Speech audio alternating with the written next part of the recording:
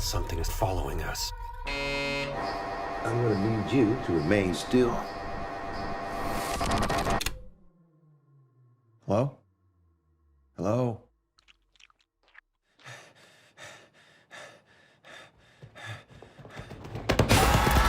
You said that you've been wanting to direct a film for a while. So was it the familiarity with this series that made it kind of the perfect directorial debut for you, or was it something else? You know, at first I was, yes, the answer is yes, I wanted to direct for a while. Yes, I've been looking. Yes, I've even been writing stuff, and none of that being in the horror genre. I think I felt a little gun shy about that. One, because I do so much of that, and two, I didn't know if I wanted to feel like I was stepping into the shoes of who I think is, you know, two of the greatest creators in Lee and James of that have defined horror for me in the past 15 years. And James, who I think is just at the top of his game. That being said, after about 24 hours of hemming and hawing, then I realized, are you kidding me? This is the greatest gift ever. I'm being rewarded with a series that's successful but wants to move forward. And I'm protected by people that are the best in the business. So then I felt silly for even questioning myself. So it became this great lesson in filmmaking, because I was able to be surrounded by people who do it so well. So when they have confidence in themselves and in you, you know, then it's a good working relationship. Yeah, definitely. And this series has always sort of played with time. Every single time you go into the further, it retcons stuff, it moves around. So for this one does it, no spoilers, but this one does it as well. So did you look back at those first two movies I did. to sort of like refresh yourself? Yeah. Did that help? Over and over and over. I know those first two movies over and over and over. I know every shot. We looked at dailies. So a lot of stuff that we use in the film from the other movies weren't in the other movies, meaning they look like they are, but if you watch the movie, you're like, well, that's a different take, that's a different setup, that's a different angle. So we got to go through the dailies of something, because I felt like in a movie about cracking his memory and understanding what his memories are and these traumatic experiences of when he was a kid, and also for Josh, I really wanted to do that. And also knowing that we had the benefit of having these kids and this family from so long ago. I mean, what a bonus, you know?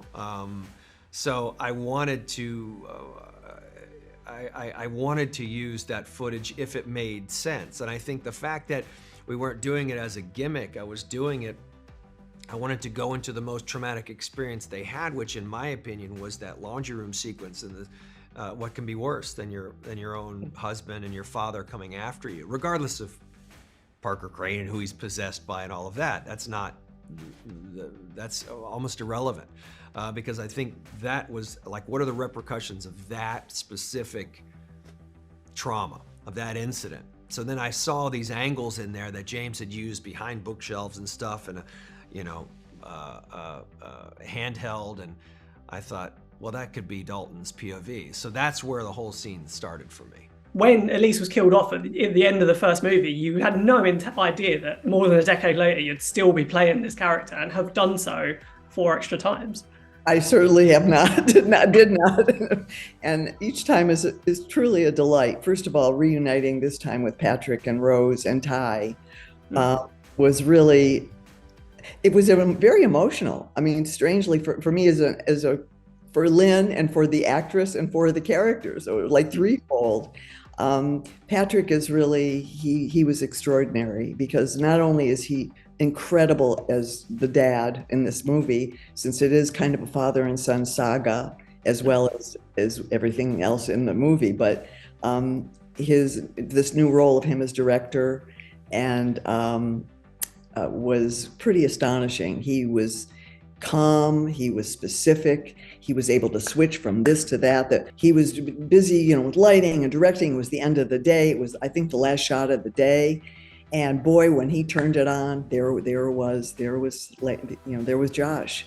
And it was extraordinary because, for me, I'm like, what do we, I don't have quite the same finesse that Patrick seems to have acquired or had all along. But he was just great to work with. And so was Rose. I mean, she's just a light, she just lights up everything and with no effort. That's who she is inside and out. And she's also a fantastic actress. So I didn't see Ty. I only shot one day. Yeah. So I never did get to see Ty, and when I saw him on film, I thought, wow, he's something else. He's really also a force to be reckoned with as an actor. It's great because I've worked with Patrick where he's played my dad in 4 different movies now. The first time was when I was 3 years old. So to be able to have him on set with me every day and someone that I trust so much, like that's when I trust my director and I'm close with my director, it's a lot easier for me to communicate him what he wants or what she wants or what I want. And it just kind of everything falls into place and it's a very comfortable experience. But on top of that, it was just so much fun to see him again and to be able to work with him every day. And he's a very funny guy, so we had a lot of laughs on set. Yeah, and Sinclair, your first experience of working with Patrick, how did it feel different because he's an actor who's a director? Like they can give clearer instructions, I feel. Yeah. Did that feel the same? I definitely felt very lucky to have Patrick as my first movie director. I mean, we have similar backgrounds in theater and television, and so he was very sympathetic to all of my anxieties and really helped me build confidence throughout this process. And I felt like he had really great vocabulary to talk to us as actors and then also talk to people on the other side of the camera because he's done it all. I wondered if there was any hesitation with revisiting a role you first played in your childhood because you'd have had to also revisit those performances as a child. There was no hesitation. As soon as I got the call that this was going to happen, I was so excited and to have something, this is like my first lead role in anything and to have this be the one that does that, to be able to work with Patrick again and this is like a very full circle moment for me. That was a very definitive part of my childhood working on these movies. So as soon as I heard that they wanted me back, I jumped at it and I was very excited. Sinclair, I think Chris is such a great addition to this franchise. Like she brings a levity that the other films didn't necessarily have. For you, were you a fan of the previous movies, or when you got this role, did you have to quickly research all of the other ones before? No, I was a big fan, huge fan. I've been a fan since these movies came out. I did revisit them and rewatch them, but it was, like visiting an old friend. I've loved Insidious for a long time, so it was very exciting to be a part of it. Did the expectation of seeing the lipstick face demon on set live up to what you had in your mind? Because I think he's creepy even in daylight, like it's just a scary creation. Yeah, it was scary. I mean, it was fun in between takes, but sometimes I would just be staring at him like, the prosthetics on this guy are amazing, like the hair and the sweat, and it was kind of gross, but we had a good time. It was fun, yeah. For this, it was your directorial debut, but also you're starring in it as well. So how was Patrick Wilson, the actor, to work with compared to Patrick Wilson, the director? He's a jerk. He's a diva and he's a jerk, and he kept me waiting a lot.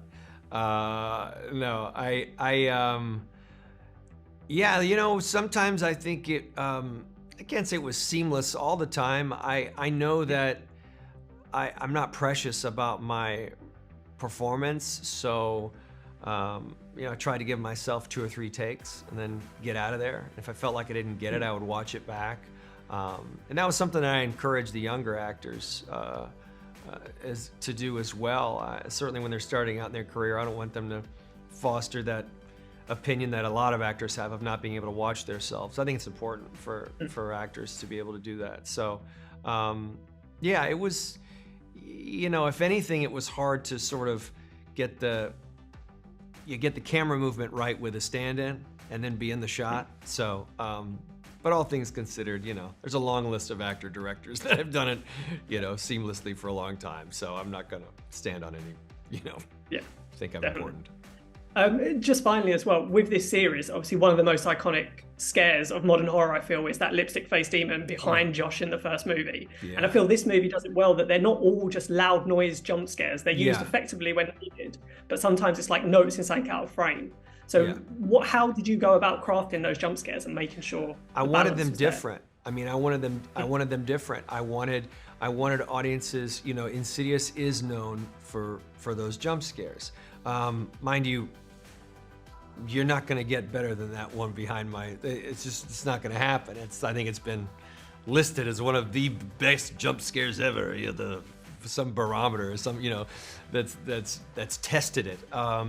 So, and the last thing I wanted to do was try to recreate that. I wanted different kinds of scares because different kinds of scares, that's what appeals to me. Yes, we've got some jump scares. I also wanted just some eerie moments, some eerie scares, some more tonal scares. I wanted a scare in the daytime. I like a scare that kind of almost turns into an action sequence. That's a little nod to 90s John Carpenter, I'll just say that. So there's a bunch of stuff in there that I like different kinds of movies. I'm not just a jump scare guy. To me, if I look at the types of movies that are my favorite horror films, a lot of them aren't with jump scares, being like, you know, Silence of the Lambs, Jaws, Poltergeist, you know, The Shining. I mean, not typically known as, that's a big, crazy jump scares. So for me, I just wanted a variety. What do you think it is about the character of Elise that has made her such a fan favorite? Like, even when this film was announced, everyone was like, how are they going to bring back Elise? Like, even though it was 10 years later, what do you think it is about her that has kept her going? I've been asked that before. I think it's that she's a good listener.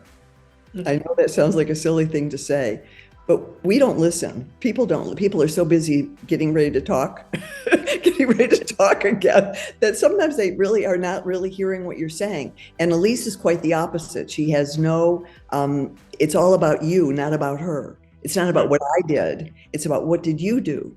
And how am I going to help you? So she's both a helper in terms of other people's lives, and also she's kind of guileless. She can be angry, and she can also be not nice when when she feels she's being wronged. I think, though, you'll see another side of Elise at some point. But I find her to be a giver, and most people are very drawn to that. I think even subliminally, someone that's a giver, you want to be with them. And that character exhibits that quality in the film. This movie brings an end to the story of the Lamberts. And also I feel the way it ties in with Elise and Elise's story is so closely tied to the Lambert family. Do you feel the same? Do you feel that like this is quite a natural endpoint for this character, or is there more to do? I think for Elise, there's more to do. I have a great idea, which at some point I may do a lookbook. Well, I think because, the fact that she is in the further, and I mean, I have this one thought that I haven't even talked about really to anybody, but that she's able to transform, that she has transformational qualities that we don't know about. And I thought that could open up a whole new set of characters for her and for storyline. So this is the first time I've even mentioned it to anybody, basically. But I have thought about where I love the character, and so does the audience, which is even more important in some regard. And so I don't think we're done with her at all. Right. I'm more than happy to see a ghostly detective going around in there for crime mysteries. It'd be great. Who knows? Now buy my ticket. Really, but once you're in the further, you can do anything. Exactly. Yeah. And for this kind of series as well, this series has kept going for 5 movies. What is it about the series you feel that brings people back? Because I kind of think it's about the fact that it's all about family. It's about like it's grounded despite being so fantastical. I 100% agree, and I think that you just nailed it. That's exactly right. It's not just a ghost story. You were, especially in the first one, because people say, why do you think, well, the reason was Patrick, Rose, and Ty. It's this family unit that's being jeopardized and in danger. And that's a very powerful theme for everybody. You're, especially your family, when your family is invaded, it sets off every nerve ending in your body, really, even if it's a pet. Look how we respond to anything that puts our family in jeopardy. So I think that theme has carried through, and even though we've changed families in different films, that the Lamberts that they came back, I think was really a great thing for everybody. Ty, I feel one of the big memorable creations in this one, which I know isn't the official name, but I just want to call him Vomit Ghost because, that's how it is. How was that scene to film? Did they go easy on you and make it more digital, or was it all done practically? It was practical, man. It was very practical. They got all this, like, I don't even know. I know there's SpaghettiOs in there. Applesauce. SpaghettiOs and applesauce, and I think some cinnamon was like the main concoction, I guess you could call it. And they had a hose attached to this dude's cheek, and I think we did it 3 times with the vomit, and I have pictures from that day. I was drenched in all this gross stuff, but it was fun. Like, I was very excited to film that scene, and it was the last shot of the day, so it was kind of a way to just, like, it was like 3 a.m. and I'm just getting vomited in my face and waking me up, so I had fun.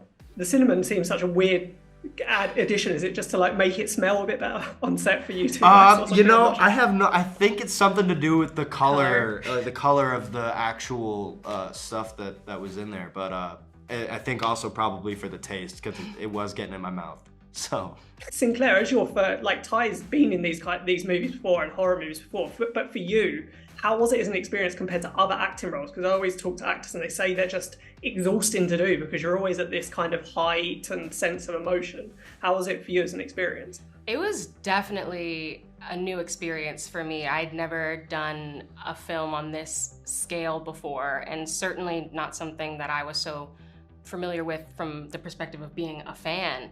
And I mean, I was really inspired by Ty, honestly, because I would come in halfway through the day sometimes and he would have been there all day and would be there far after I left. So I found it hard to ever think about my energy and how much, how exhausting it could be, because I was like, Ty is there. It's dark when he gets there and it's dark when he leaves. So, yeah. So how did you do it, Ty? How were you just exhausted every day? Or just, exhaustion, but at the same time, you're just kind of in the mode. I show up and I'm ready to work, so I get my coffee and I drink a lot of water and I make sure I get my protein in. So. We could have been sponsored by Red Bull. Oh yeah, I was drinking a lot of Red Bull, a lot. It was an unhealthy amount of Red Bull, but that's what you got to do when you're working 12, 13 hours a day. Yeah. So Ty, just finally, this looks like it could be the final one of this series. So what are you hoping Insidious fans get from this final movie when it comes out in cinemas? I hope that they can really just enjoy the story, enjoy the ride, and this is we worked very hard on this film, and I'm insanely proud of it. I personally think it's one of the best performances that I've ever given, and I'm super proud of it. So I really hope that people just enjoy it.